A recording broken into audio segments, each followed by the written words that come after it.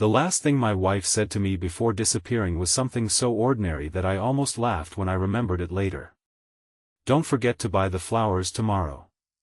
That was it. No warning. No argument. No goodbye. Just flowers. The next morning, she was gone. My name is Daniel Carter, and for 7 years, I believed I knew my wife better than anyone in the world. Her name was Emma. We met at a small coffee shop when we were both 28. She had accidentally spilled coffee on my jacket, laughed until she cried, and somehow convinced me that it was my fault for standing too close to her table. 2 years later, we got married. We didn't have a perfect marriage. Nobody does. We argued about money. We argued about work. Sometimes we went to bed angry. But we always came back to each other. At least, that's what I believed. Our 7th anniversary was on a Friday. On Thursday evening, Emma came home around 8. She seemed distracted. I noticed immediately. You okay? She smiled. Just tired. You've been saying that all week. It's been a long week. She walked into the kitchen and put her handbag on the counter. I was preparing dinner. Tomorrow, I said, I'm taking you somewhere special. She looked at me. Where? It's a surprise. She smiled. I hate surprises. You loved the last one. That was because the surprise was a beach. This one is better. She laughed. For a moment, everything felt normal. Then her phone vibrated. Emma looked at the screen. Her expression changed.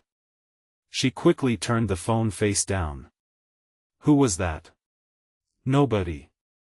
Nobody has a name now? She gave me a strange look. Daniel, please don't start. I'm not starting anything. I said I'm tired. She picked up her phone and went upstairs. I watched her disappear. Something felt wrong. But I didn't follow her. That night, we went to bed around 11. Emma fell asleep quickly. I stayed awake for a while. Around 2 in the morning, I heard her phone vibrate. She got out of bed. I pretended to be asleep. She walked into the bathroom and closed the door. I heard her whispering. I couldn't understand the words. Then I heard one sentence clearly. I can't do this anymore. My eyes opened. A few minutes later, she came back to bed. I turned toward her. Emma? She didn't answer. I looked over. She was staring at the ceiling. Are you okay? Yes. You sure? Yes. She turned away from me. I didn't sleep much after that. At 6:30, my alarm went off. Emma wasn't beside me. I assumed she was downstairs. I got dressed and walked into the kitchen. She wasn't there. Her car was still outside. Her handbag was gone. Her phone was gone. But her purse was still on the kitchen counter. That was strange. I called her. Straight to voicemail. I called again. Nothing. Then I noticed a piece of paper beside the coffee machine. I picked it up. There were only 4 words, I'm sorry. Don't look for me. My heart stopped. I called her again. Nothing. I checked the bedroom. Her suitcase was gone. Most of her clothes were still there. Her passport was missing. So were several important documents. I called her sister. Have you talked to Emma? No. Why? She's gone. What do you mean gone? I don't know. Her sister immediately became nervous. Daniel, what happened? I woke up and she wasn't here. Did you two fight? No, are you sure? Yes. She was silent. Then she asked, did she leave anything? I told her about the note. She didn't respond. Sarah? I think you should call the police. I did. 2 officers arrived less than an hour later. They searched the house. There was no sign of forced entry. No broken windows. No blood. No evidence of a struggle. One officer asked me, "Does your wife have any reason to leave voluntarily?" "No." "Any problems at home?" "No." "Any other relationship?" I stared at him. "No." "Financial problems?" "Nothing serious." He wrote something down. Then he asked, "When was the last time you saw her?" "Last night." "What time?" "About 11. Did she seem frightened?" I hesitated. "Yes." "Why?" "I don't know." The officer looked at me carefully. "Mr. Carter, sometimes people leave because they don't know how to tell their families they're unhappy. My wife wouldn't do that." He didn't argue. By afternoon, Emma was officially reported missing. Her photograph was circulated.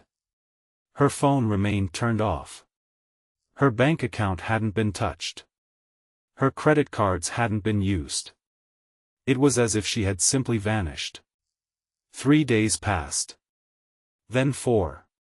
On the 5th night, I was sitting alone in our living room. The house felt completely different without her. Her coffee mug was still on the shelf. Her shoes were beside the door. Her favorite sweater was hanging on the back of a chair. Everything looked normal. Except Emma was gone. At 11:47 p.m., my laptop suddenly made a notification sound. I looked at the screen. An email had arrived. No subject. No sender name. Just a strange address made of random letters. I opened it. There was one sentence: "You wanted to know where she went." Underneath was a video file. My hands began shaking. I clicked it. The screen went black. Then Emma appeared. She was sitting in a room I didn't recognize. Her hair was messy. Her face looked pale. She was wearing the same clothes she'd worn the night she disappeared. I stood up. "Emma?" She looked directly into the camera. "Daniel, if you're watching this, I need you to listen carefully." She paused. "Don't call the police." I froze. "I know you're looking for me." She looked frightened. "But you need to stop." I leaned closer to the screen. "I'm safe." She took a breath. "For now." My heart started racing. "I didn't leave because I stopped loving you." I covered my mouth. "I left because someone close to us has been lying to both of us." She looked toward something outside the camera frame. Then she whispered, "And Daniel." She leaned closer. "Whatever you do, don't trust Sarah." The video ended. I stared at the screen. Sarah. Emma's sister. The woman who had been helping me search for her. I immediately called her. No answer. I called again. Still nothing. Then my phone received another message. "You weren't supposed to see that video yet." I looked around the empty house. Another message appeared. "Now they know you know." I didn't understand. Who were they? And why had Emma warned me about her own sister? I grabbed my keys and drove to Sarah's apartment. Her car was outside. The lights were on. I knocked. No answer. I knocked again. "Sarah?"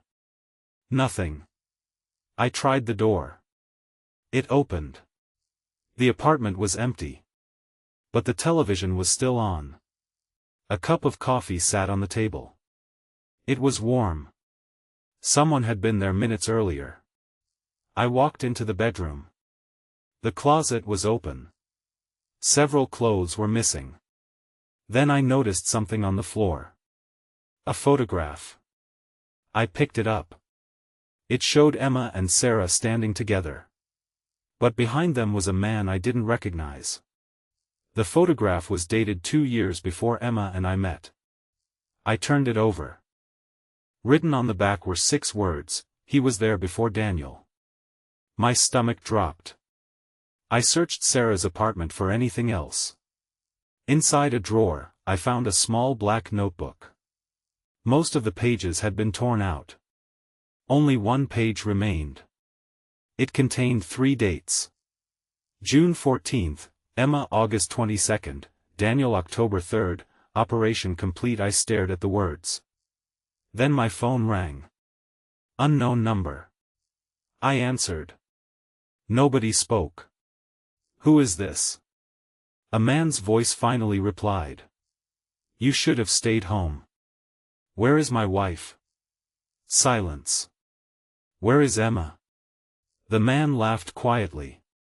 You still don't understand. Understand what? Your anniversary wasn't the reason she disappeared. I felt cold. What does that mean? She was planning to tell you everything tomorrow. What everything? The man said, the truth about the woman you married. Then the call ended. I stood completely still. My wife had disappeared. Her sister had vanished. Someone was watching me. And now a stranger was telling me that Emma had been hiding something from me since before our marriage. I looked at the photograph again. Emma was smiling. Sarah was smiling. And the mysterious man stood behind them. I suddenly noticed something I hadn't seen before. The man's face wasn't unfamiliar. I had seen him before. Recently. Very recently. He was standing in the background of one of the photographs from my own wedding. And beside him was Emma. Holding hands with him. The man my wife had never mentioned was standing only a few feet away from us on the day we got married. That I stared at the wedding photograph until my eyes began to hurt. The man was standing behind Emma. One hand was in his pocket. The other was holding a glass. He wasn't smiling. But Emma was looking directly at him. Not at the camera. At him. I zoomed in on the photograph. There was something else. On the man's wrist was a silver watch. I had seen that watch before. The same watch appeared in an old photograph of Emma from college. I immediately called her sister again. Nothing. Then I called the police. I told them about the video. I told them about the photograph. And I told them about the man. The detective who arrived was named Miller. He studied the photograph carefully. Do you recognize him? No, you're sure? Yes. He turned the photograph over. Where did you find this? Your wife's sister's apartment. Miller looked at me. Then we need to talk about Sarah. What do you mean? He pulled out his phone. We checked her records. He showed me a photograph. It was the same man. His name was Ethan Reed. Who is he? Miller looked serious. Ethan Reed worked for a private security company. What does that have to do with Emma? We don't know yet. I remembered the message. You weren't supposed to see that video yet. I asked Miller, can you track the email? We're trying. Then his phone rang. He answered. His expression changed. What? He listened. Then he looked at me. They found Sarah. My heart jumped. Where? At an abandoned motel outside the city. We drove there immediately. Sarah was sitting in the back of an ambulance. She looked exhausted. Her clothes were dirty. There was a small cut above her eyebrow. I ran toward her. Where is Emma? Sarah looked at me. Then she started crying.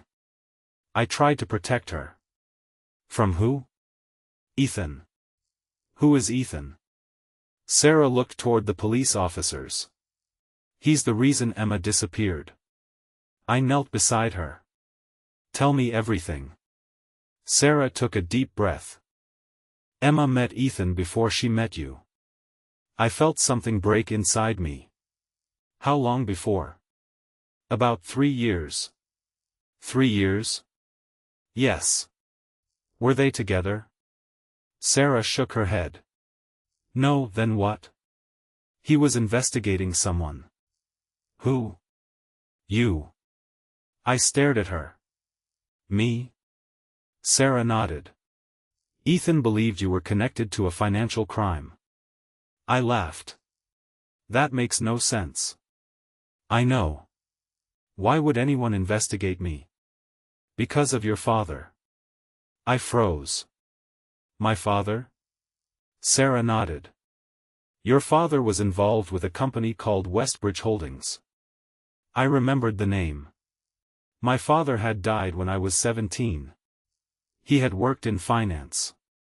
I had never known much about his job. What happened? Before his death, he discovered that millions of dollars were being transferred through fake accounts. Did he steal it? No, Sarah looked at me. He tried to expose it. I couldn't speak.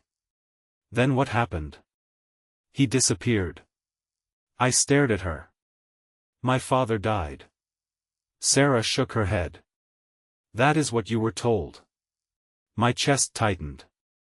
What are you saying? Your father was placed into witness protection. I couldn't believe it. Why? Because he testified against powerful people. And what does that have to do with Emma? Sarah looked down. Emma discovered the files. What files? The original evidence. She looked toward the police. Ethan was trying to recover them. I stood. Where is Emma? Sarah hesitated. She's with Ethan. My heart stopped. Is she safe? Yes. Where? I don't know. Sarah. She started crying. I swear, Daniel, I don't know. Then her phone rang. Everyone looked at it. The screen showed an unknown number. Sarah answered. Hello? A man's voice came through. Tell Daniel to go to the old railway station. Sarah looked at me. The caller continued. Come alone. Then the line disconnected. Miller immediately told me I wasn't going anywhere alone. But I couldn't wait. We drove to the station. It was abandoned. Old tracks disappeared into the darkness. The station building was covered in broken windows. I walked inside with Miller and 2 officers. Emma. No answer. Then a light turned on at the far end of the platform. A woman stepped into view. Emma. I almost ran toward her. Stop. A man's voice came from behind her. Ethan. He was holding a gun. Miller raised his weapon. Put it down. Ethan shook his head. Not until you hear me. Emma looked at me. Her eyes filled with tears. Daniel, I'm sorry. I stepped forward. Why did you leave? Because they were coming for you. Who? Ethan answered. The people who killed your father's identity. I stared at him. My father is alive? Emma nodded. He's been alive for years. I felt dizzy. Where? Emma looked toward the old station building. Close. A door opened behind us. An older man walked out. I recognized him instantly. My father. I couldn't move. He looked older. His hair was gray. His face was thinner. But his eyes were exactly the same. Daniel. My father said my name. I walked toward him. You're alive. He nodded. I wanted to tell you. Then why didn't you? He looked at Emma. Because your wife asked me not to. I turned toward her. What? Emma started crying. She found your father's files 2 years ago. My father continued. She discovered that the people who destroyed my life were still active. And you knew? Yes. Why didn't you come home? Because they were watching you. I shook my head. I thought you were dead. I know. Do you know what that did to me? His eyes filled with tears. I know. For a moment, nobody spoke. Then Ethan stepped forward. We don't have much time. Miller looked at him. Explain. Ethan pulled a small flash drive from his pocket. This contains everything. Everything about what? Westbridge Holdings. He handed it to Miller. The bank transfers. The shell companies. The names. Miller looked at the drive. Then he looked at my father. Is this real? My father nodded. It is. Ethan continued. There's one problem. What? The person who ordered the original cover-up is still alive. Who? Ethan looked at me. Your wife's father. I froze. My wife's father? Emma looked down. My father was the CEO of Westbridge Holdings. I stared at her. You knew? I found out after we were married. Why didn't you tell me? Because I was terrified. Her voice broke. I thought if I told you, they'd hurt you. Then she explained everything. Emma's father had been involved in the financial scheme. My father had discovered it. When he tried to expose it, he was forced into hiding. Years later, Emma found the evidence. She secretly contacted Ethan. Together, they began collecting proof. But her father discovered what they were doing. He threatened Emma. Then he threatened me. That's why she disappeared. She wasn't running from me. She was trying to protect me. I looked at her. Why did you leave that note? Because someone was inside our house. I remembered the night. The footsteps. The whispering. The phone vibrating. Someone had been there. Emma continued, I knew they were watching us. Then my phone rang. I looked at the screen. It was my mother. I answered. Mom? Her voice was shaking. Daniel, listen carefully. Where are you? I made a mistake. What happened? I trusted someone. Who? Silence. Then she whispered, Emma's father. My heart dropped. What? He found out where you are. I looked around the station. Suddenly, the lights went out. A gunshot echoed. Everyone dropped to the ground. Emma screamed. Miller shouted, Get down. Another shot hit the wall. Ethan pulled Emma behind a concrete pillar. My father grabbed my arm. Don't move. Then we heard footsteps. Someone was walking through the darkness. Slowly. Calmly. A man's voice echoed through the station. Daniel. I knew the voice. It was the man who had called me. Emma's father. He stepped into the light. He wasn't alone. 2 men stood behind him. He looked at Emma. You should have stayed away. Emma stood. You destroyed my life. He smiled. No, Emma. He looked at me. Your husband did. I stepped forward. What do you want? The evidence. Ethan held up the flash drive. You'll never get it. Emma's father smiled. You already lost. Then he pointed toward my father. Because the real evidence isn't on that drive. Everyone froze. He looked at me. It's inside your house. My heart stopped. What? The entire operation was recorded. Where? He smiled. Your wife knows. I turned toward Emma. She looked terrified. Daniel, what? She whispered, your anniversary gift. I remembered. The surprise I had planned. The flowers. The restaurant. Then I remembered what Emma had told me the night before she disappeared. Don't forget to buy the flowers tomorrow. I suddenly understood. The flowers weren't about our anniversary. They were a signal. I looked at Emma. Where? She whispered, in the vase. My father looked at me. What vase? The one in our bedroom. I remembered the old ceramic vase Emma had kept for years. I had never questioned it. We rushed back to the house with the police. Miller searched the vase.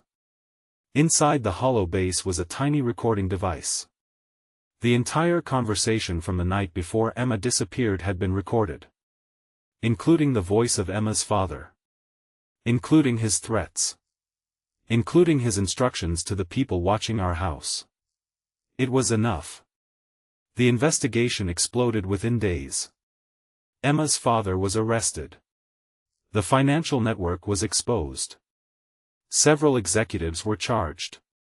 My father was finally able to return home legally. And Emma? She came back to me. But things were different after that. We didn't pretend nothing had happened. We talked. Really talked. For the first time in 7 years, there were no secrets between us. A year later, on our 8th anniversary, Emma gave me a small box. Inside was a photograph. It showed us standing together at the old railway station. My father was beside us. Sarah stood on the other side. Even Ethan was there. Everyone who had helped uncover the truth. Emma smiled. You remember what I told you the night I disappeared? I nodded. Don't forget the flowers. She laughed. I never meant the flowers. I know. She took my hand. The truth was the gift. I smiled. Looking back, I realized something. I spent days believing my wife had abandoned me. I thought she had betrayed our marriage. I thought she had been hiding another man. But the truth was completely different. She had been hiding a secret because she was trying to save my life.